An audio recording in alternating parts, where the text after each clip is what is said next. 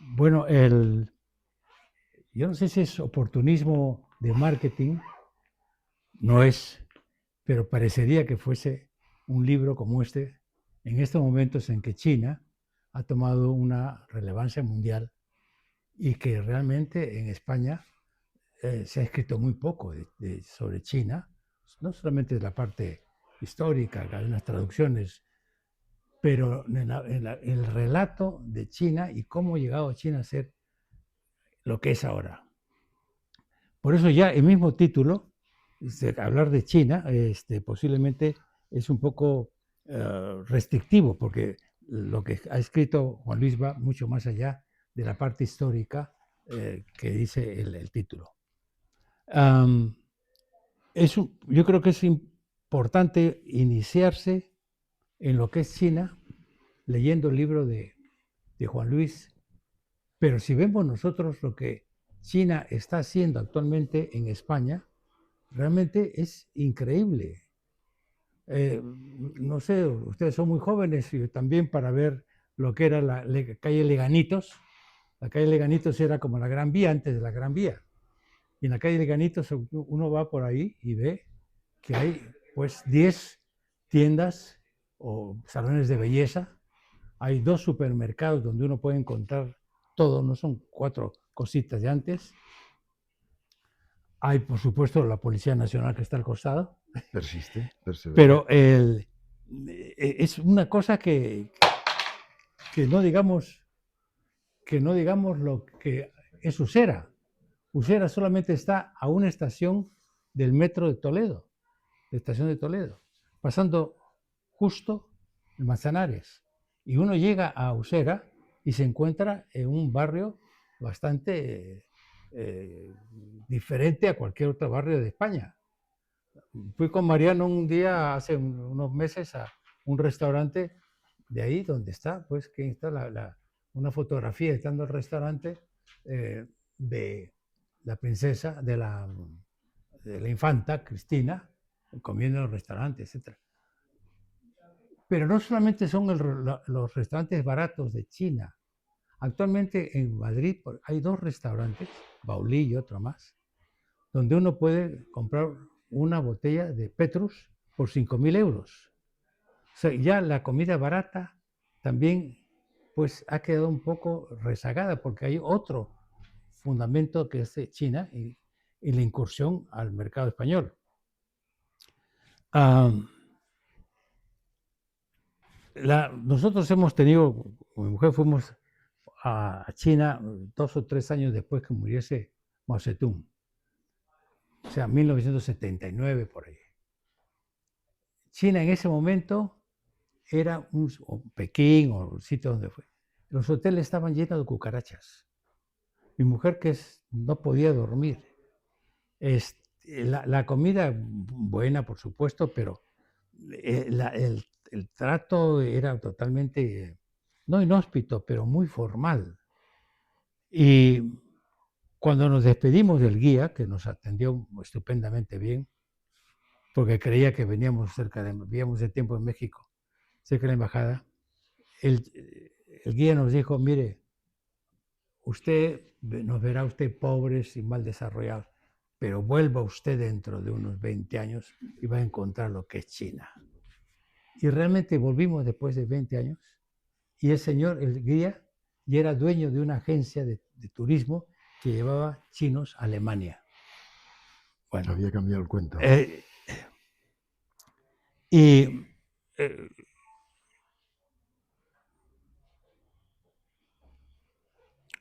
¿Cuántos chinos viven en España? 250.000, casi 250.000. Pero el promedio de la edad de los chinos son 30 años. Es una población joven, impetuosa, que está tomando una serie de posiciones en el mercado español de una manera callada, sutil, como son los chinos. Creo que no podemos nosotros dejar de ver cómo actúa el chino. Acá tenemos un amigo del grupo de tertulia que tenemos ahora, que vendió su casa a un chino y casi no negoció con él, sino un chino un día lo invita a tomar un café y después en el café hablan de varias cosas. ¿Qué cosa está explorando el chino? No sabía cómo iba a funcionar la relación. Y al final del café el chino le dijo, mire, yo le compro su casa, inmediatamente, no hay arras ni nada, la próxima semana firmamos un pacto. Se acabó la negociación, se acabó todo. Es una actitud completamente diferente a lo que uno podía negociar para comprar una casa.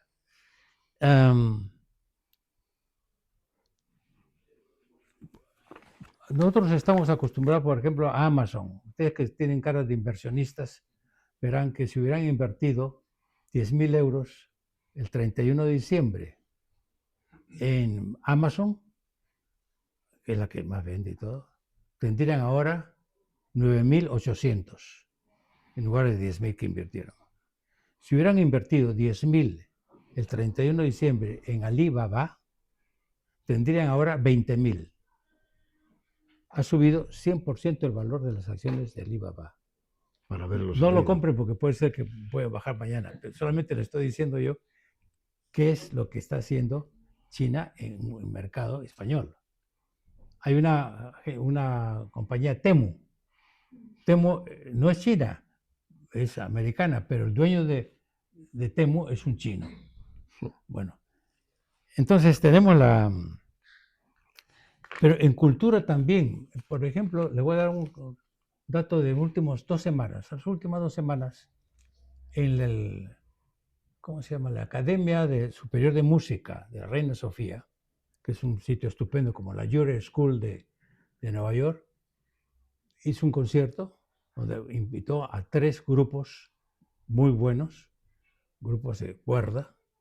2 de ellos eran chinos. 2 grupos de cuerda casi profesionales, jóvenes. El otro era alemán. Pero también en el Auditorio Nacional hubo un concierto hace poco donde el pianista era un estupendo pianista, tocando a Beethoven, creo, chino.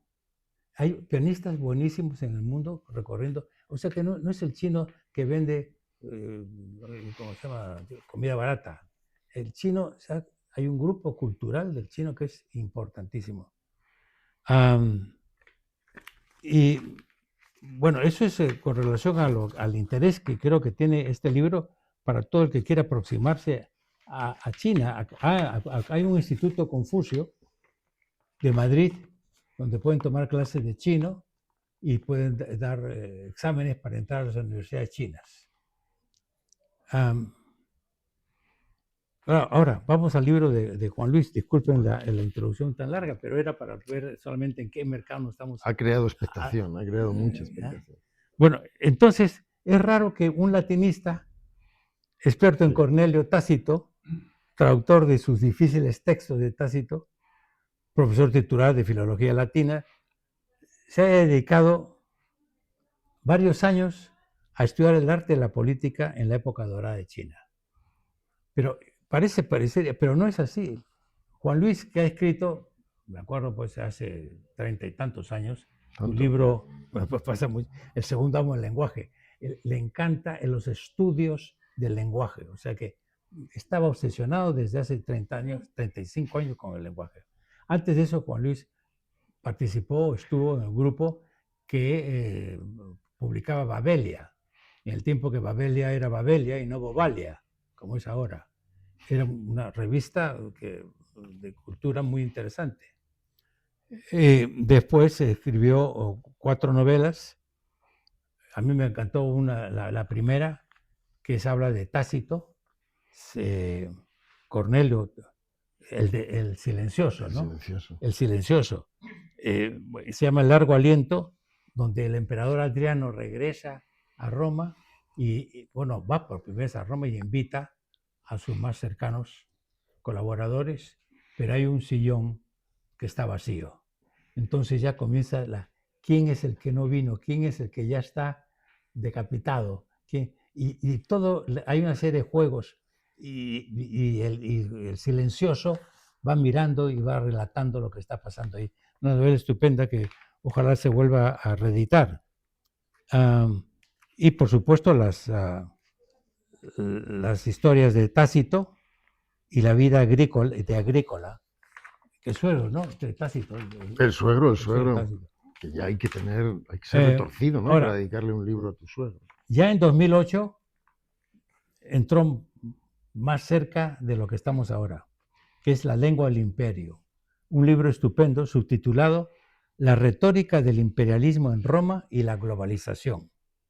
Juan Luis compara el desarrollo de la lengua en la época romana, su discurso sobre la libertad, por ejemplo, para ir expandiendo sus fronteras. Es decir, no les ofrecía el yugo, les ofrecía libertad. Se embarcaban, decía, en guerras justas, parecido a lo que está pasando con Estados Unidos, como las de Irak, por ejemplo.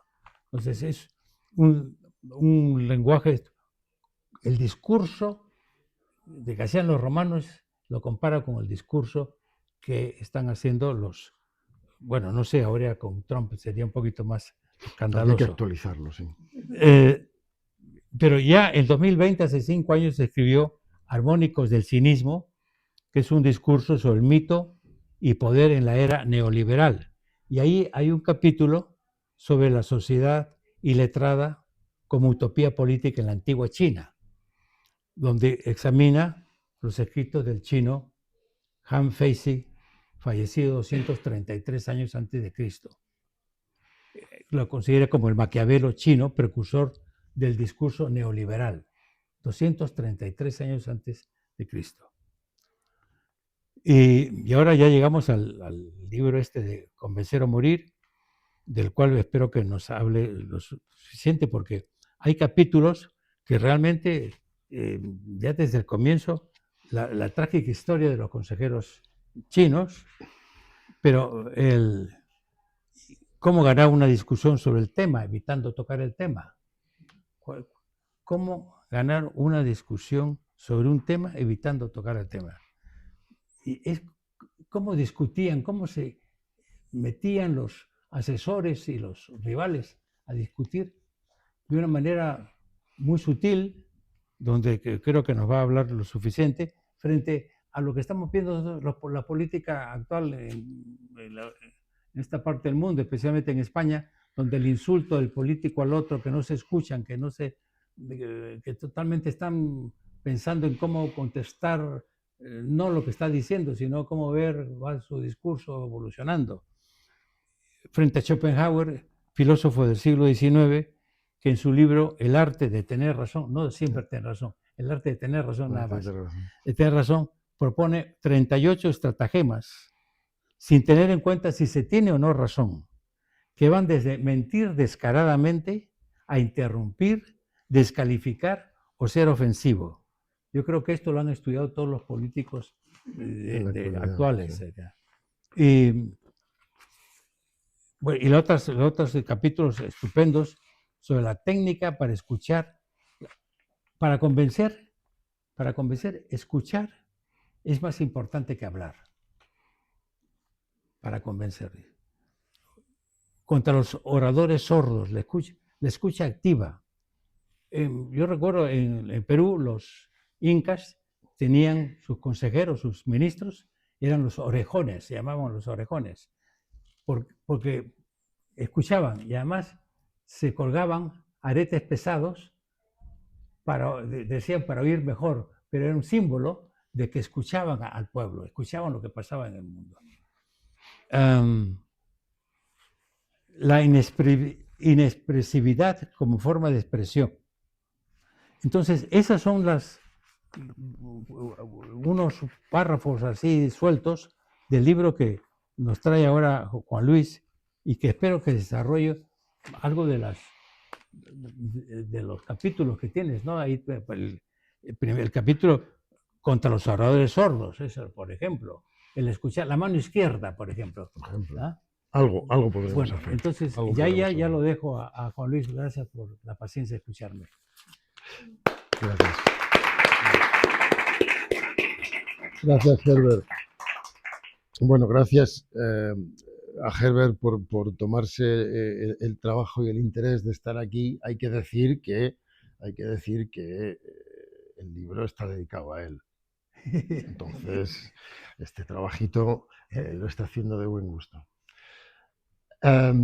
Gracias a todos los demás por estar aquí, porque yo sé que hay muchas actividades y actos en competencia en Madrid cualquier jueves a las 7 de la tarde, y podréis estar tranquilamente en cualquiera de esos sitios en lugar de venir a escuchar hablar sobre la China de hace 2300, 2400 años, ¿no? Hay que tener voluntad. ¿Qué voy a decir yo? Bueno, naturalmente quería, yo qué sé, contar algo. Me temo que no me queda otra, pero sobre todo quería dejar tiempo para que cualquiera de los presentes, si tiene alguna curiosidad o alguna cuestión que pueda hacerme, es el momento, ¿no? Después tendrá que leer a solas el libro en casa y ya no va a poder contar con el autor para aclararle algún extremo, ¿no? Yo diría que lo más interesante es un poco subrayar la historia del libro. El libro, dice Herbert, bueno, es muy oportuno, pero realmente no es oportunista. Y No, eso es no, no, no. importante que se entienda, ¿no? Es oportunista en el sentido de que no se ha Muchos hecho años. a prisa y corriendo, no se ha hecho de cualquier manera. En realidad es el resultado de un trabajo muy largo, pues de más de una década, que empezó prácticamente de cero. Yo había trabajado, como él ha recordado, sobre cuestiones de retórica política fundamentalmente, y muy centrado pues, en dos extremos temporales, pero con una localización espacial muy concreta, que es el mundo que ahora se llama occidental, ¿no? Que es el mundo europeo y norteamericano. Por un lado, había estado estudiando, en fin, por formación y por profesión, la antigua Roma, Grecia y todo el origen de la retórica, y después, inevitablemente, había atado cabos o había establecido conexiones con el mundo contemporáneo. Yo siempre he pensado que, como decía Nietzsche, ¿no? Uno no estudia la antigüedad para coleccionar anécdotas, sino para entender mejor su propio mundo. Y en cierto modo ese ha sido en muchos de mis libros y muchos de mis trabajos lo que he pretendido hacer, utilizar mi conocimiento del mundo antiguo para explicar lo que estaba pasando ahora y viceversa, utilizar lo que se está viendo delante de nuestras narices para aclarar cosas que parecían muy raras en el mundo antiguo. Hasta que un día me pregunté, bueno, ¿y de esto qué pensaban otros? ¿Qué pensaba, en fin, otra gente? Había un viejo, pues iba a decir, tabú, porque es un tabú, una obsesión, ciertos especialistas europeos que admitían o repetían más bien que la retórica, el estudio del discurso, al final, es un asunto exclusivamente occidental. Es decir, es una cosa que inventaron los griegos, desarrollaron los romanos, y al parecer en el resto del mundo nadie sabía nada de eso. Obviamente esto sería una anomalía antropológica de tal calibre que uno inmediatamente dice, bueno, no tan inmediatamente, a mí me costó unos años pensar, bueno, no puede ser que en el resto del mundo nadie dijera nada respecto a cómo se construye el discurso, qué hay que hacer con él, cómo persuadir a la gente, cómo hacer que asientan a tus propuestas, Sí.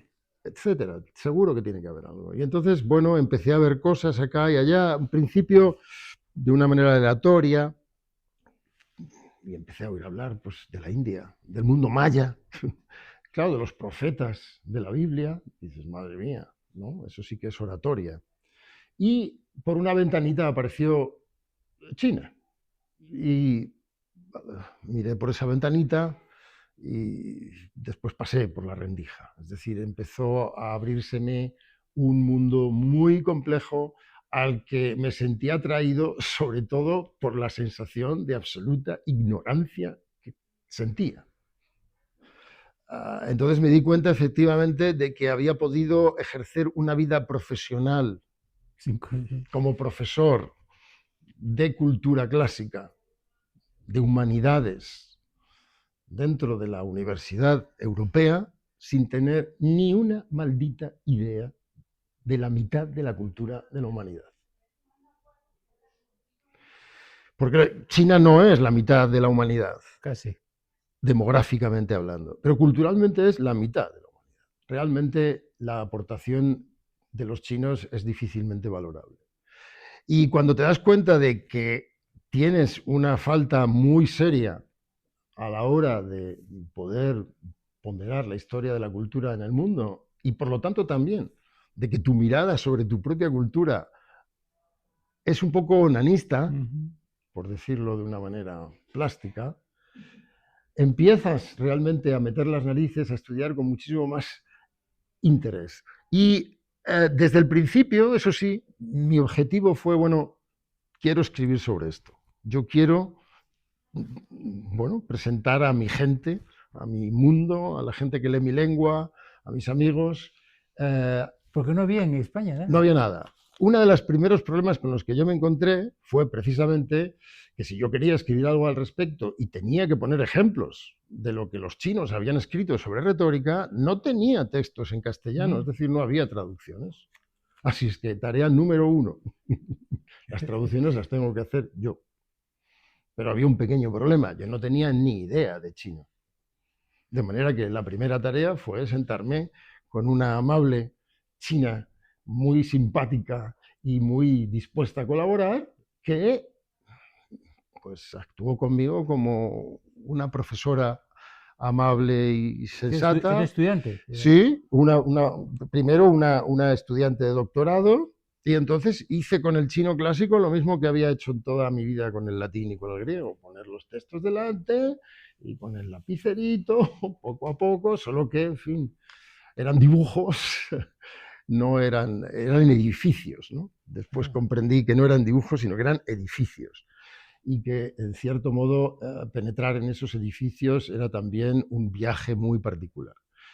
En todo caso, fui aprendiendo un poco, lo suficiente para darme cuenta también que la traducción es un trabajo en equipo y que puede hacerse, y que si tienes la garantía de que se está entendiendo correctamente el original, después tú puedes aportar la parte bueno, de la lengua de llegada, del castellano, y en cierto modo, bueno, puedo decir que estoy hasta muy satisfecho del resultado de esas traducciones. Esa es una parte que efectivamente está ahí en el libro, bueno, de la que probablemente pasará desapercibida, pues porque cuando uno lee no está pensando tampoco en cómo han salido esos textos, ¿no? Pero que es un asunto fundamental. Y bueno, durante años estuve publicando artículos científicos, es como me han enseñado a llamarlos, cuya prueba documental, es decir, la prueba de que eran científicos, es que se convertían en sexenios retribuidos. Y entonces, bueno, aquello me permitía seguir estudiando y al mismo tiempo ir cumpliendo con mis obligaciones académicas. Pero al mismo tiempo también el lenguaje académico exige un formato que no es precisamente el más ideal, idóneo para la divulgación. Es bastante hermético, bastante esotérico. En cierto modo, bueno, te somete a un rigor que es de agradecer, pero no es precisamente el ámbito que puede uno ofrecer a sus amistades y al público en general para leer. El caso es que cuando dije, bueno, creo que ya he aprendido lo suficiente, ya he leído lo suficiente, he traducido el material que me puede hacer falta para escribir el libro, hice un libro. Y hice un libro con el cual, debajo del brazo, me fui a varias puertas. Y las puertas estaban muy pesadas. Era muy difícil colocar aquella idea.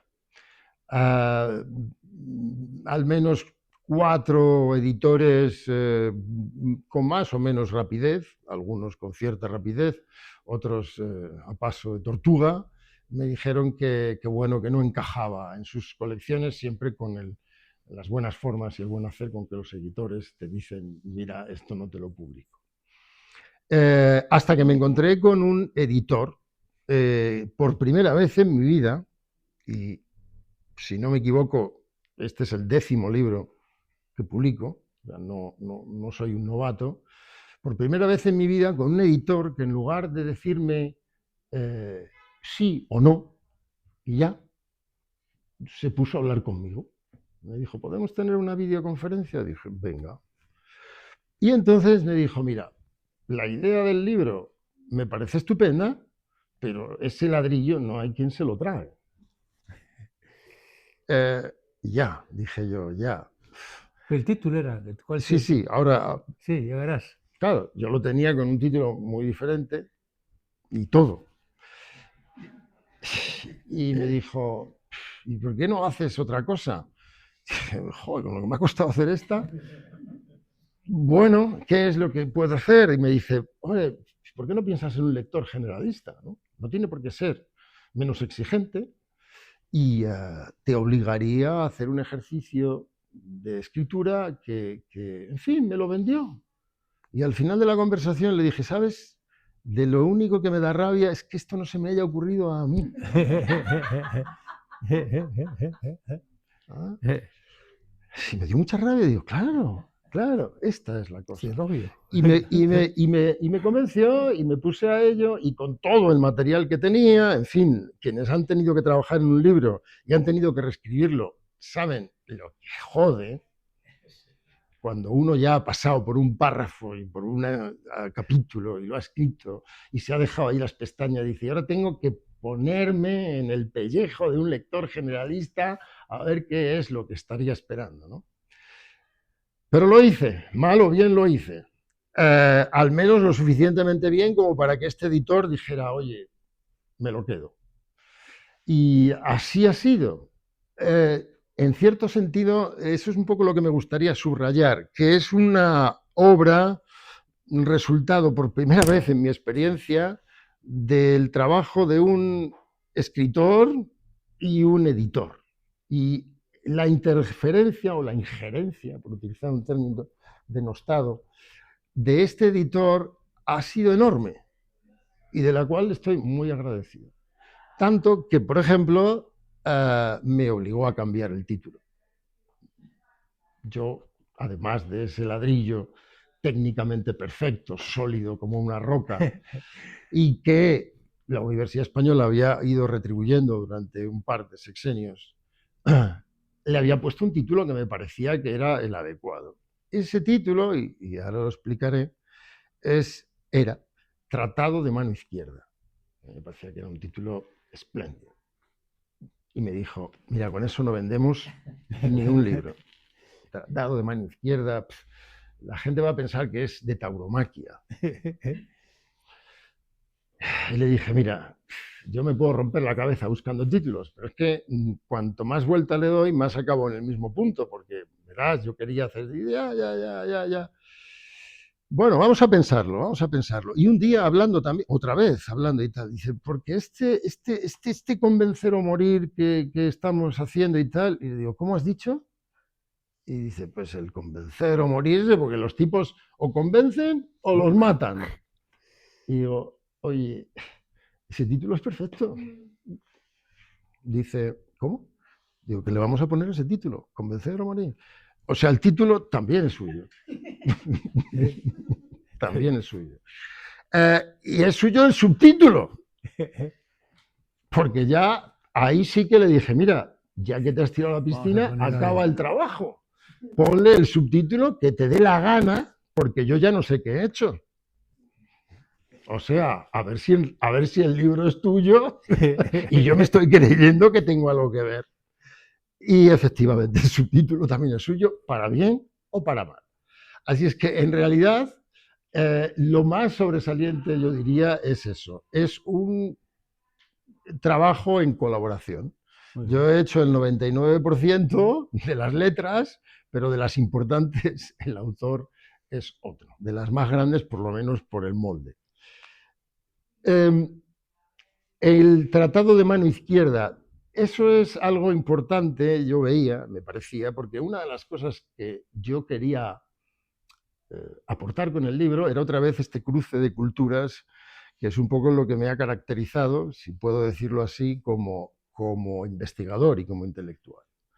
Y ese cruce de culturas yo lo veía aquí de una manera muy singular. Igual que veía la retórica de Roma reproducida 2000 años después en Estados Unidos, incluso con los mismos lemas, las mismas estrategias y el mismo desarrollo discursivo, en la fase en la que estamos también está anunciada en la lengua del imperio, pero no desarrollada.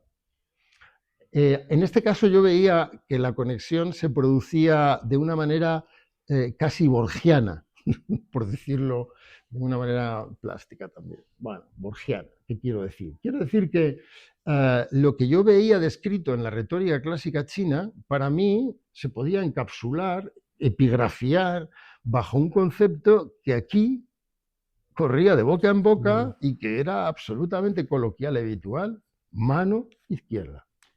Mano izquierda.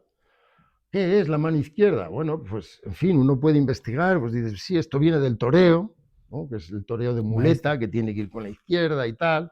Los que saben de toros, yo no mucho, dicen que torear con la muleta hay que hacerlo con la izquierda, que el toreo con la derecha es arte inferior, etc. ¿Y cómo pasa eso al lenguaje? Pues es un asunto que tiene una lógica.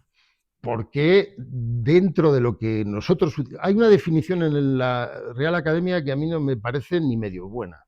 Yo os invito a que le echéis un vistazo a la cuarta acepción de la Academia de mano izquierda y veréis que es un poco débil. Porque lo que yo creo que hay detrás de la mano izquierda fundamentalmente dice algo así como manejar situaciones complicadas y tal, con habilidad. Y dices, no, no es manejar situaciones complicadas con habilidad. O sea, yo no tengo mano izquierda para apagar un incendio o para enfrentarme a un accidente de tráfico. No, no. La mano izquierda es siempre una relación interpersonal. Siempre hay alguien al otro lado y hay alguien que efectivamente es como un toro.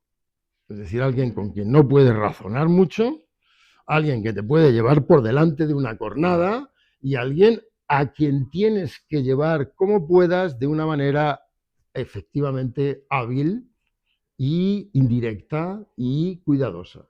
Entonces, esa sensación, esa imagen me parecía perfecta. Es decir, lo que habían estado haciendo los chinos era desarrollar teóricamente el concepto español, porque además fuera del mundo de España, yo no sé si en Perú se maneja, Mano izquierda, pero sí.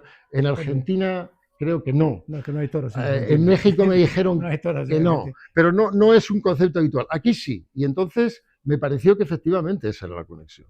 Y yo quería darle a eso el peso que veía. Bueno, quiero convertir el concepto coloquial de mano izquierda en un concepto teórico importante dentro de la retórica, cuyo contenido teórico es, lo que lo llena es precisamente algo que pensaron tipos chinos hace 2300 años.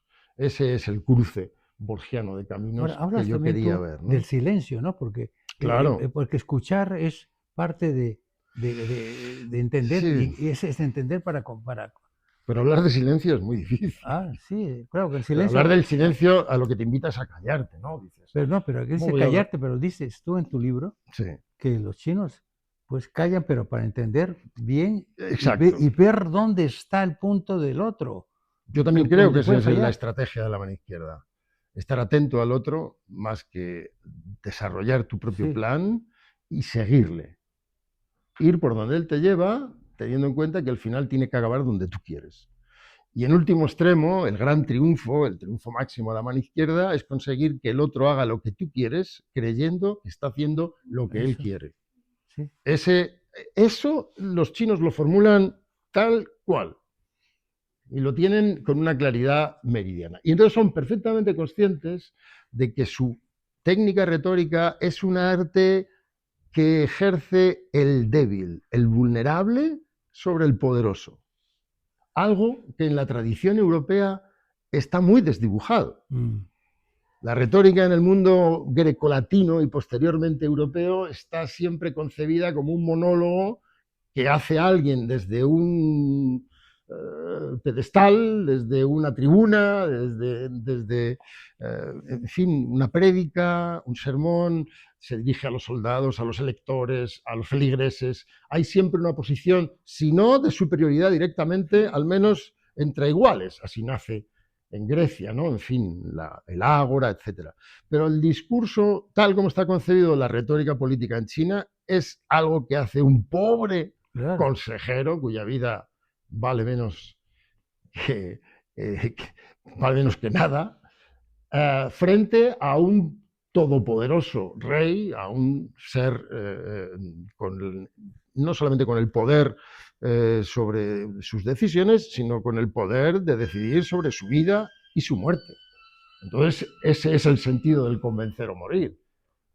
O consigo que este tipo me crea y vaya por donde yo digo, o la consecuencia no es que no haya triunfado como orador, la consecuencia es que me van a freír a la parrilla, o me van a convertir en salmuera, o me van a hacer pinchitos, morunos, ¿no? Porque hay toda una antología de torturas y de ejecuciones contadas con una minuciosidad china, realmente. ¿Tú no crees que ahora, por ejemplo, en esta discusión que hay entre izquierda y derecha y Estados Unidos y China, por ejemplo, el discurso de Trump, que es todos los días saca 40 cosas, y el chino Xi Jinping no abre la boca, ¿no?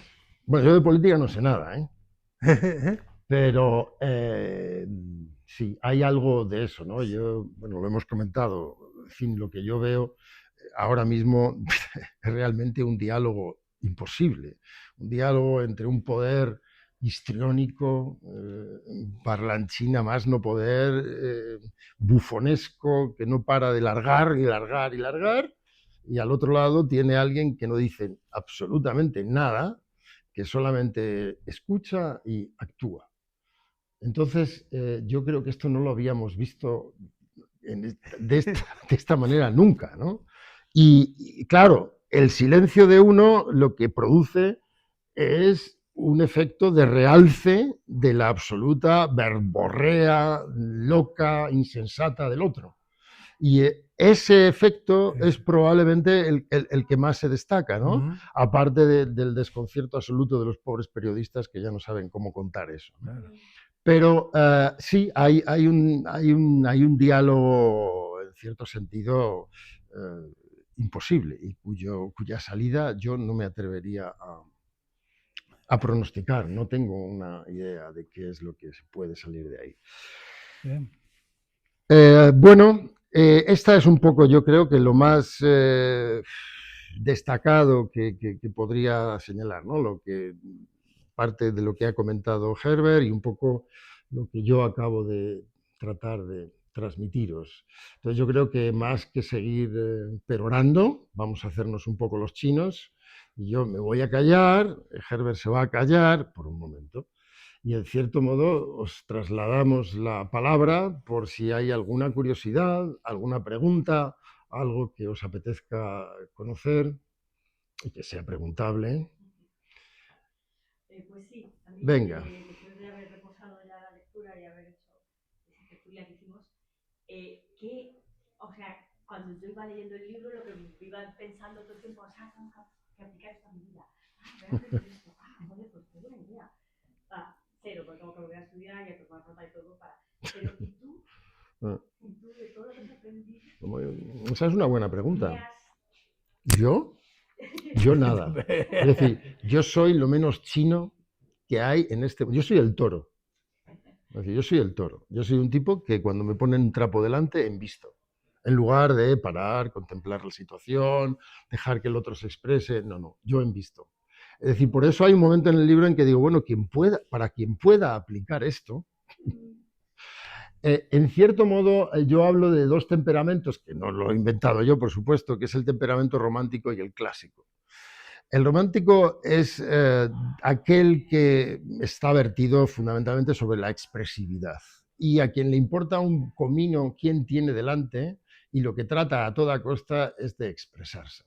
El clásico, al contrario, se basa en el principio de adecuación. Y entonces sabe dirimir a quién tiene delante, le administra lo que necesita, a este un discurso más vehemente, a aquel un discurso más reposado, a este le concede esto. Es decir, administra y en cierto sentido trata de... es un estratega. Bueno, el chino sería el clásico. En ese sentido, sería un clásico stricto sensu.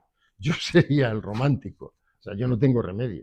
Entonces, pero a mí me pasa mucho. O sea, yo aprendo la teoría me la sé perfectamente, pero después la práctica es otra cosa. O sea, esto... Ahora, si vosotros sois capaces de aplicar el modelo clásico, en ese libro mío tenéis mucho que aprender.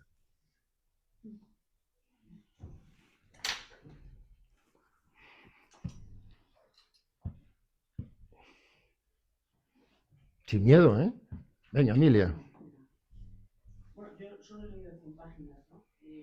Bueno, En no primer está lugar, mal. agradezco, no conocía la historia de la edición del libro, agradecerle a tu editor esta publicación generalista, porque bueno, el otro puede publicar el ladrillo con el título de Tratado de San Izquierda, ¿no? Pero vamos, me ha pasado un poco lo que a ti, ¿no? Yo también soy filóloga clásica y desconozco totalmente, igual que, bueno, pues la lectura de las primeras páginas simplemente ya a mí me ha parecido fascinante, ¿no?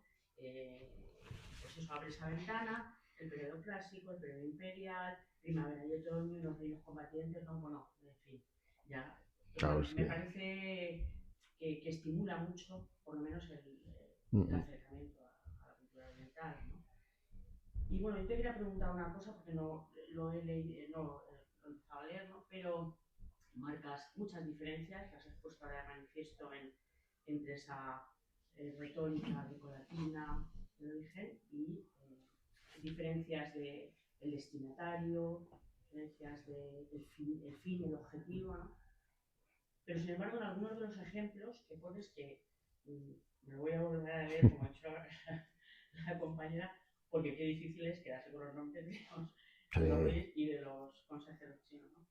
Pero has encontrado, o sea, a mí me sorprende que yo en algunos momentos sí he encontrado muchas conexiones Claro, en, quiero decir, hay una esencia claro, de la retórica, ¿no? por Aunque supuesto. tenga fines diferentes, estrategias diferentes, pero sin embargo, antes de que lo dijeras tú, bueno, ese consejero que va a hablar con la reina Wei, no sé, va cojeando, o sea, esa gestualidad, ¿no? Del orador. O sea, yo he visto esas preguntas parabólicas, ¿no? Yo sí, yo he visto muchas. Tú intentabas marcar las diferencias, pero yo veía muchas conexiones. Sí, sí, claro, por supuesto que sí. En fin, las conexiones fundamentales son la esencia última humana que está en un lado y en otro. O sea, somos seres humanos y por lo tanto respondemos a cuestiones humanas aquí y allí, entonces y ahora. Entonces, no ya te digo, es decir, yo he encontrado todo aquello en la mano izquierda. ¿Cómo no va a haber conexiones? Muchísimas. Y desde el punto de vista, si quieres, bueno, más teórico, o sea, uno lee siempre desde donde lee, es decir, desde su propia posición. Yo no puedo leer retórica ni china, ni chipriota, ni maya, sin tener a Aristóteles, a Cicerón detrás de la oreja. Y entonces tengo que estar todo el rato estableciendo comparaciones. Y hay comparaciones, bueno, el principio, aquí me corregirán mis colegas expertos en la materia, pero la base fundamental para mí de la retórica de Aristóteles es el principio de adecuación, es decir, dilo apropiado a cada circunstancia, a cada interlocutor, a cada caso, a cada situación. Ese principio, que es el más difícil de todos, en realidad es la base tanto de la retórica aristotélica como de la retórica clásica china. Solo que, mientras que la europea tradicionalmente subraya aspectos estilísticos y literarios, la china subraya aspectos psicológicos. Psicológicos. Y es el peso de lo psicológico donde de repente te fijas y dices, claro, no es que en la retórica europea no haya existido. Los griegos hablaban de ethos, pathos y logos, y el pathos es el componente emocional y está ahí, en fin, y el libro segundo de Aristóteles de la retórica está cuajado de psicología, pero no se le da el mismo peso que tiene en el mundo chino. Ahora, tú Entonces, tienes en la epígrafe, has puesto una frase de Byung-Chul Han, que va a ah, sí, recibir el premio de Asturias Ya ves, mañana. si es que soy un adelantado. A ver. Sí, sí, hay una frase de Byung-Chul Han que es, la tengo aquí, mejor la leo, ¿no? Sí. Porque así no la invento o no digo una tontería, que Dice es, que, si la producción del significado constituye la inteligencia del lenguaje, en cierta manera, en la agudeza, el lenguaje En la se agudeza. hace el tonto. En la agudeza, el lenguaje se hace el tonto, claro. que no es, Es una bonita contradicción. Es muy oriental, claro, ¿no? La propia sí, formulación. que no es suficiente el lenguaje. No, bueno. A veces son los gestos, a veces el silencio. Claro, El silencio es lenguaje también, de alguna manera. Toma, comunica. claro que es igual, claro, igual que los silencios son música en la música. Claro. Evidentemente. Los silencios están integrados en el flujo. Sí. Yo siempre digo, en fin, esto es una tontería que se me viene a la cabeza ahora mismo, pero ya que estás aquí, os lo digo, ¿no? Yo siempre pienso que en la escuela nos da muchas cosas, pero nos hace mucho daño, porque lo que aprende uno en la escuela, nada más llegar, es a segmentar el lenguaje, a cortarlo. Empiezas a ver palabras, sílabas, letras, y antes de entrar, el lenguaje era un flujo que no tenía interrupción. Y no, esa era nuestra experiencia de niños antes de entrar. Y muchas veces le digo a mis alumnos, tratar de recordar cómo era el lenguaje antes de que os lo enseñaran a cortar, ¿no? Porque ya nunca más vuelves a verlo igual, jamás. Entonces sí, claro que el silencio es parte del discurso, claro, naturalmente. No habría discurso si no hubiera silencio.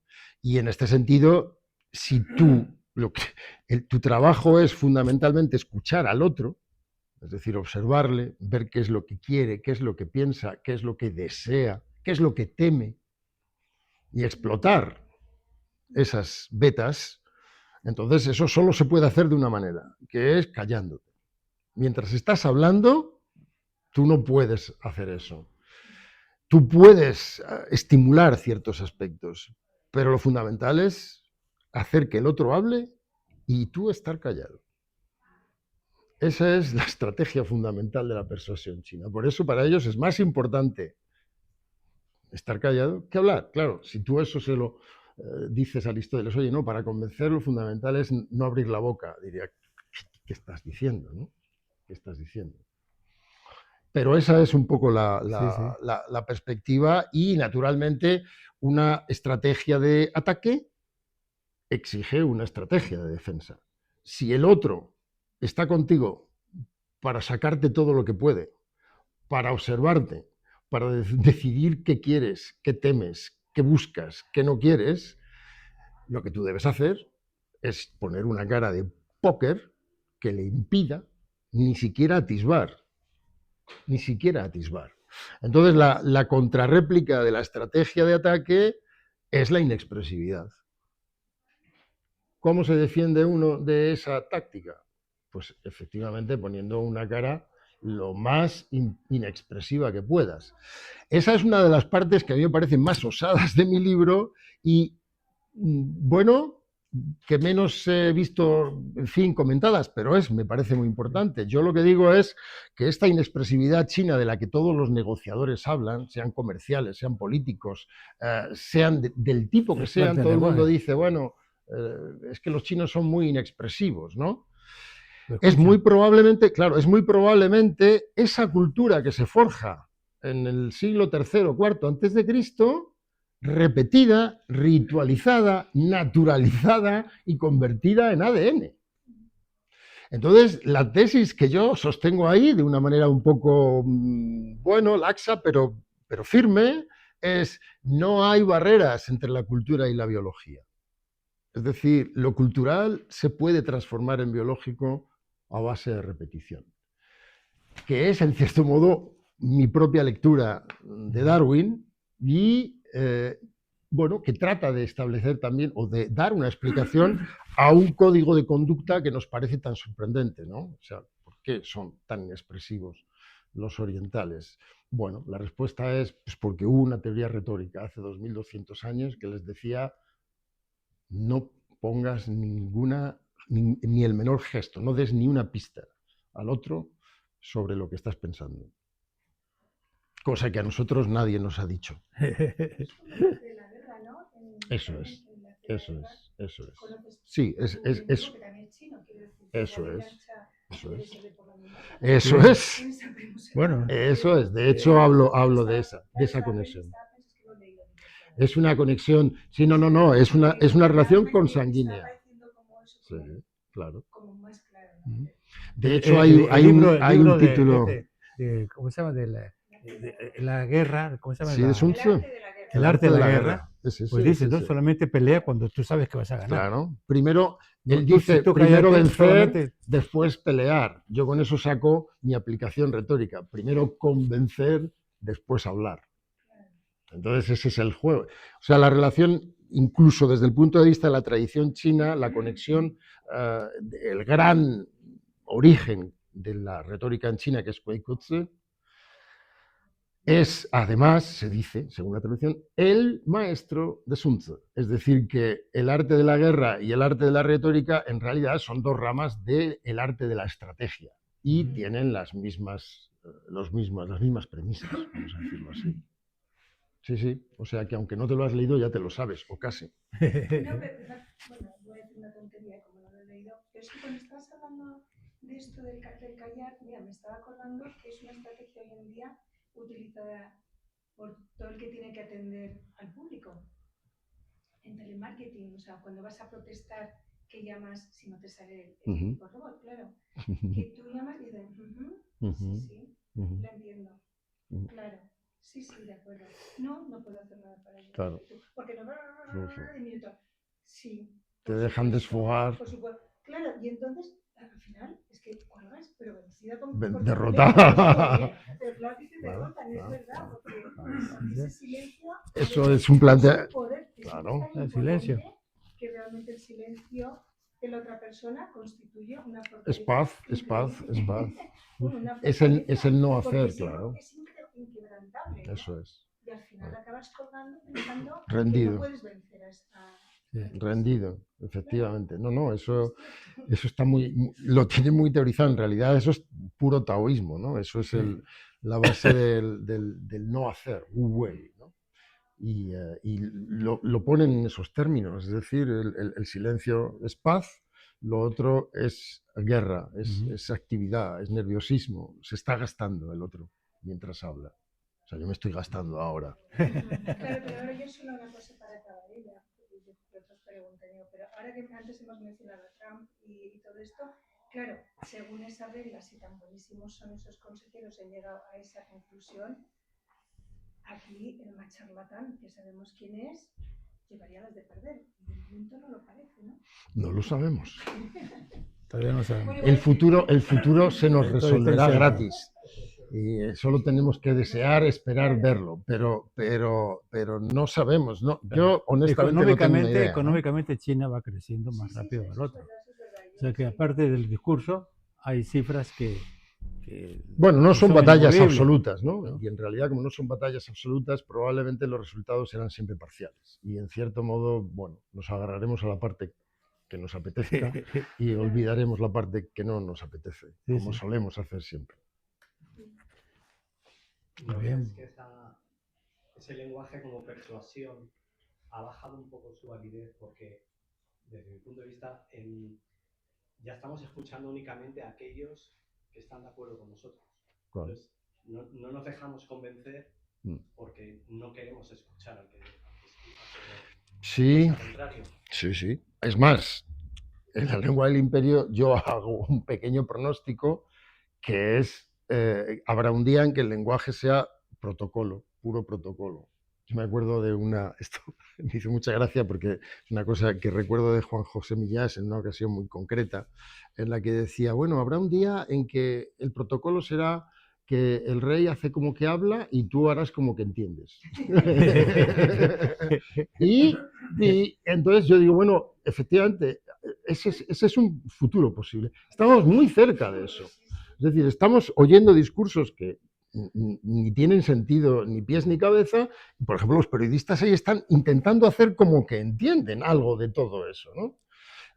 Y es verdad, estamos ahí. Y lo que tú dices, yo creo que eso no es nuevo, eso en realidad es tan viejo como la existencia. Eso ya lo decía Francis Bacon. Francis Bacon decía que la inteligencia humana está preparada para escuchar los discursos que refuerzan sus convicciones y no oír los discursos que las ponen en cuestión. Y eso es un dato, A vamos, pesar de que tenemos dos dos orejas oídos. No, no, dos solo las oídos usamos y una y lengua. solo escuchas aquello que refuerza lo que tú crees ya. Entonces, Yo en la universidad estaba notando eso también. entonces yo en la universidad noto cosas muy raras últimamente, muy raras, de todo tipo, sí. Yo te conozco desde hace 30 años. Ya, bueno, ya ves que el pelo no me ha crecido, pero Discutíamos mucho. muchísimo. Se hablaba mucho y se discutía y se... Entonces, yo no sé si eso... Pues es muy difícil, sí. Últimamente es cada vez más difícil. Yo no sé si es que los chicos son cada vez más pequeños, no, pero siempre tienen la misma edad, ¿no?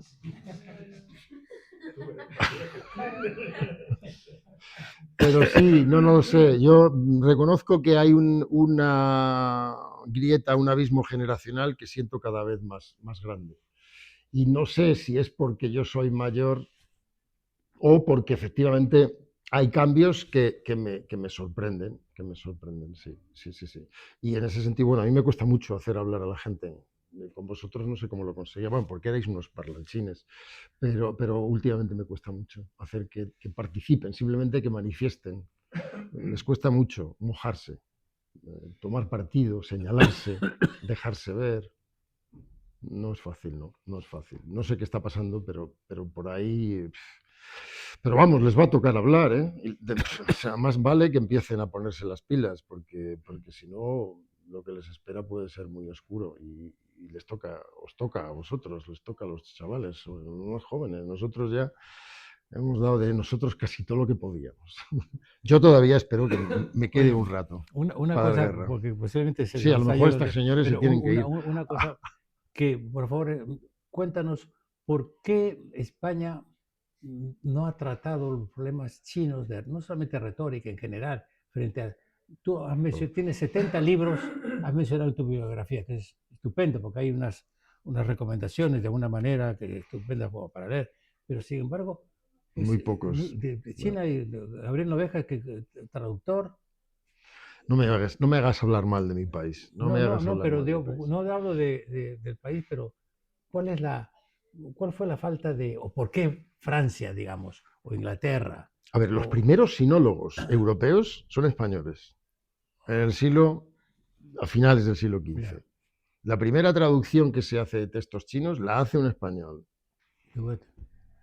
¿Y? en el siglo XVI. Y desde entonces, nada. Nada es nada. No ha existido sinología española desde Juan Cobo hasta hace 4 días, realmente. Había una sinología muy activa francesa, inglesa, alemana, muy interesante y muy precoz. Pero, bueno, pues yo qué sé, los españoles estábamos a otras. Bueno, espero que tu libro inicie una Ojalá. Una limitación de... Ojalá. Yo creo que también la realidad se impone. O sea, tiene que haber mucha gente, igual que yo, que se diga un día cómo es posible que yo no sepa nada de esto. Y cómo puedo presumir de ser un intelectual, un profesor, alguien que se gana la vida de esto y no ser capaz de situar a la dinastía Tang. Os digo algo para que os piquéis y lleguéis ahora a casa a ver dónde está la dinastía Tang, ¿no? Pero es fundamental para comprendernos a nosotros mismos, claro, ya no para comprenderlos a ellos, para comprendernos a nosotros mismos. Bien. Bueno. Mónica, ¿cómo vamos? ¿Sí? Muy bien. Pues no sé si hay alguna más y si no, pues a la 1 con las lonjas, ¿no? A las 2. Sí, Alejandro, venga. ¿Qué se ha quedado fuera del ladrillo? Pues se han quedado cosas muy interesantes que trataré de ir sacando por otras vías y en otros espacios que me lo permitan, ¿no? Por ejemplo, una discusión sobre qué es la manipulación, que me parece actualísima, muy interesante y que solo se puede, yo qué sé, plantear si efectivamente uno pone sobre la mesa recursos muy técnicos, ¿no? Que no son fáciles de manejar. Bueno, pues hay un capítulo entero que salió de ahí con ese tema. Así es que sí, habrá otras cosas, Espero. Una última cosa. Creo que no está en el libro, Ajá. pero yo creo que sí te he escuchado a ti comentar que una diferencia importante entre esta cultura china y la occidental es la presencia de dioses por todos los sitios. Oh, ya. La Claro. cultura occidental y el mundo ateo, Ujú. fundamentalmente en la parte oriental. Sí. Creo que no está en el libro, pero lo mencionaste en el foro. Sí, bueno, Si habrías ampliado, o a lo mejor escribir otro libro. a lo mejor escribir otro libro. Sí, no, yo creo que por eso nos van a ganar. Es decir, los chinos son ateos desde el siglo V antes de Cristo. O sea, tú paseas por toda la literatura clásica china y no hay ni una sola mención a nada trascendente. Mientras que cuando lees la literatura griega o latina te pasas el rato hablando de Apolo, de Venus, de Zeus y de todo el panteón olímpico y de los demones y en fin, eso es asombroso. Cuando uno entra en la literatura china y ve que no hay absolutamente nada que no sean razones inmanentes de todo, es decir, que nadie aduce a Dios para justificar nada nunca, dices, puf, aquí hay una diferencia muy seria. Aparte que se carga aquel argumento del consenso universal de San Ambrosio que nos enseñaban cuando éramos pequeños, ¿no? Dice, todos los seres humanos han creído que existían los dioses. No. Los chinos no. Que son muchos. Los chinos no. Los chinos solo han tenido una religión históricamente, que es el budismo, que como todo el mundo sabe es una religión sin dioses. Es decir, que no tiene trascendencia, no tienen ninguna creencia sobre nada. Claro, imaginaos la perspectiva de los chinos sobre el conflicto entre Israel y Palestina, como se dice ahora, ¿no? Tratando de entender que Dios les ha dado la tierra a estos. Sí, sí. No, les parece algo increíble, es decir, les parece un fenómeno tremendo mundial construido sobre una novela. Entonces es una perspectiva que te deja. En ese sentido, bueno, yo creo que tienen un terreno muy diferente de juego. Vamos a dejarlo ahí. Pero no sé yo no creo que me dedique a escribir sobre esos temas. Se lo dejaremos a otros. Pero junto con eso había otra corriente, la corriente de Confucio, por ejemplo, de el administrador, la responsabilidad que tiene. Sí. Eso es lo único que les interesaba. Es decir, la administración terrena de los bienes terrenos. Punto. Sí. ¿Cómo se hace eso? ¿Cómo se puede hacer bien? ¿Cómo... Sí. El resto, hay una respuesta muy, muy, muy clásica de Confucio, porque le preguntan por